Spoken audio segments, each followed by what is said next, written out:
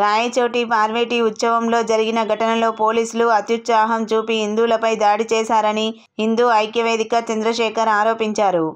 సోమవారం నరసరావుపేటలో పల్నాడు జిల్లా కలెక్టర్కు హిందూ ఐక్యవేదిక తరపున అర్జీ ఇచ్చామని తెలిపారు. హిందువులపై దాడులను, ఆలయాలపై దాడులను అరికట్టాలని చంద్రశేఖర్ కోరారు. ఈ సందర్భంగా రాజా మాట్లాడుతూ ఈ మధ్యకాలంలో హిందువులపై, హిందూ గ్రంథాలపై దాడులు ఎక్కువయ్యాయని ఆరోపించారు. జై శ్రీరామ్, భారత్ మాతాకి జై. ఈ మధ్యకాలంలో హిందూ ధర్మంలోనా, హిందూ సంస్థలమైనా ఈ ఒక ముస్లింలు కానీ లేదా అన్యమతస్తులు కానీ ఒక అనాగరికమైన చర్యకి పాల్పడుతున్నారు, దాడులకి కూడా పాల్పడుతున్నారు. ఇది ఎంతమాత్రం కరెక్ట్ కాదు.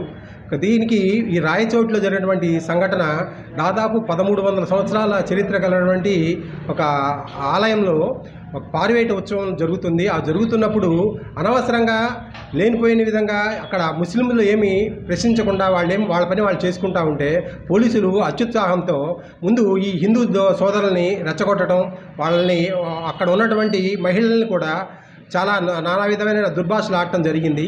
దీనికి ప్రతిస్పందించి హిందూ సంస్థలన్నీ ఏంటంటే ఆర్ఎస్ఎస్, విశ్వ హిందూ పరిషత్తు, బజరంగ దళ్ వీరి ఆధ్వర్యంలో ప్రతి నరసరావుపేట ఖండ కార్యాలయం అంటారు ఆర్ఎస్ఎస్ తరఫున, దాని తరఫున ఈరోజు జిల్లా కలెక్టర్కి మెమోరాండం ఇవ్వడం జరిగింది.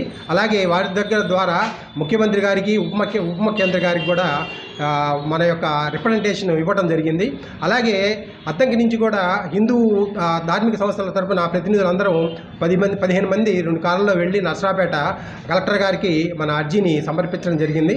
అలాగే మన రాష్ట్రంలో ఉంటే అన్ని జిల్లాల్లో కూడా ఈరోజు అన్ని ముఖ్య జిల్లా కార్యాలయాల్లో అందరికీ మన ఎస్పీలకు కానీ, మన కలెక్టర్లకు కానీ అందరికీ మన హిందూ సంస్థల నుంచి మాకు రక్షణ కావాలి, ఇలాంటి హేయమైన చర్యలు ఎవరైనా చేస్తే ఇక ముందు సహించేది లేదని చెప్పేసి మేము సభాముఖంగా తెలియజేస్తున్నాము. జై భారత్ మాతాకి జై.